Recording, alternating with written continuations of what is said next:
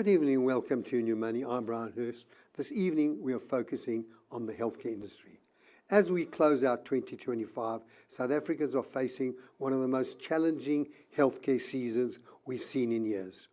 Medical aid schemes increasing are outpacing salary growth, specialist fees, and they continue to rise well above scheme rates. Gap cover claims are climbing and benefit designs are becoming more technical, with networks, formularies and protocols playing a far bigger role than before. Across the country, consumers are asking the same questions. Which option is right for my family? Why are networks tightening? Why do my co-payments keep increasing? How do I protect myself without overpaying? And tonight, our goal is simple: to cut through the noise. We'll unpack the 2026 landscape to plain language, from medical expenses to primary health care, from chronic medications to gap cover, and help you understand the practical decisions every household must make. And whether you're choosing a plan for the first time or reassessing your current option, this conversation is about empowering you to make informed decisions in a system that's increasingly complex.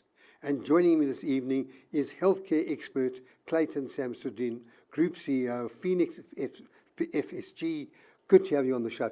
Clayton, how long have you been on the show with me for? Thank you, Bryan. Probably could be close to 20 years, Bryan. It's a 20. It's a long time. I think I'm into 2022 or 3.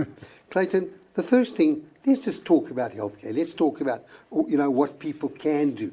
I mean, it's all fair enough saying you must do A, you must do B, C, but help us, you as a top broker, advising clients now in December. It's already late because November was the time when you would have already started. But just talk to me about what you're saying to clients and how they choose the right medical aid option for 2026. Yeah, thanks, Bryan, and thanks for having me. I think the first thing is that clients need to understand that what they typically had thought was like a hospital plan. Let's talk about the medical scheme environment. It's not the correct terminology. So we've been trying to educate clients that a hospital plan, they should be calling it a major medical plan. And a major medical plan determines your level of hospital cover, be it 100, 200, 300%.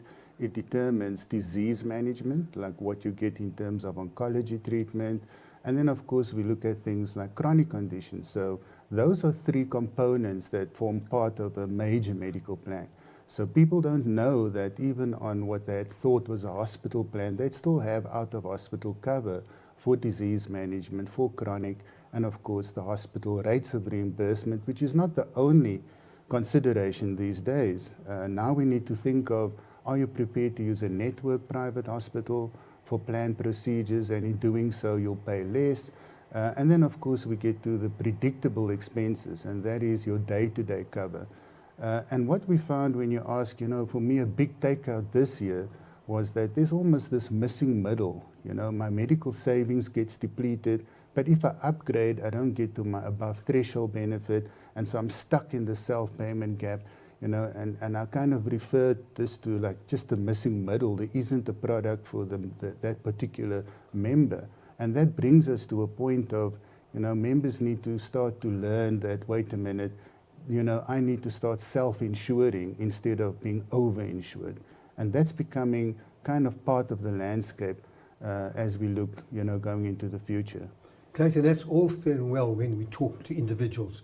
Individuals have a look at your healthcare, understand. But you deal with groups, and you deal with corporates. Within those corporates, how much change is taking place? Because you've got a group, 400, 500 people. You can't get to 400 to 500 people. So how are you helping these individuals to actually make a decision?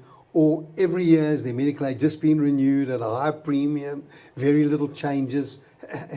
How are you making that work? One of the first things I have to kick off with is to say that we do have employer groups where employees are engaged.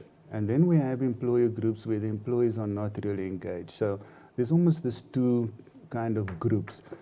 Where we have this non-engagement, so this could be whatever the scenario and situation may be at that employer group, it's very difficult to get members to engage in what is changing for next year and what they should be doing. They're disengaged from the employer, and by accident become disengaged by the benefits that's being offered. And so, as you were rightly saying, it just increases, things just change. But where we have an engaged employer and employee relationship, the engagement is very high. And so I would like to say that that's where it starts off with. We can't just go straight into discussing, what's changing on the healthcare side. There has to be that healthy employee-employer relationship. The employee has to be engaged, and if that is happening, it's then easier to get to those particular members. What we have done is we do kind of a different way. We kind of help the members and employees understand up front, both the employer and the employees, as to what is the actual changes per member, line by line. And when we get that kind of across to the management or the Remuneration and Benefits Committee, we typically get better, quicker access to employees to help them with their changes for the next year. When you're negotiating a renewal, and I want to come back to the individual, but obviously it also depends on the person you're talking to at renewal time, their knowledge, their ability, their involvement with the employees. Sometimes it's just a job that needs to get done amongst many other jobs that need to get done. Yeah. The employees, I mean, we all, I think, are feeling the brunt of what's been happening over years. We're just too busy. We wear too many hats. And what you've got to do is, as an advisor, is to find a way to kind of, this is going to sound strange, Bryan, is to make it intelligently simple. So I have to come to you with a solution up front, meaning I would have had to look at, for example, your claiming patterns, your utilization, whether it's an individual, whether it's an employee. For me, it's the same net sum game here. We have to build, as advisors, intelligent systems to help us to be able to deliver at scale, what default options a member should be doing. And Phoenix has been, working hard in order to develop that intelligence. I would like to say that this year in particular was one of our best year in review, simply because we thought that, wait a minute, we can't be doing the same old and nothing really changes. We have to bring intelligence into the advisory process. It has to be technology driven, it has to be seamless, and the algorithms has to speak to every individual, every employee, and every employer base. I would imagine that in time to come, AI is going to play a very big role in being able to evaluate in each individual and actually do something more sensible for them in terms of developing an option. Absolutely. So it's strange you use the word AI, as in artificial intelligence. On the Phoenix side, what we're doing is we're embedding intelligence in the advisory protocol process. So that means certain particular events or certain protocols is going to trigger certain things. So for argument's sake, if you had depleted your medical savings account in March, then a medical savings account plan is not for you.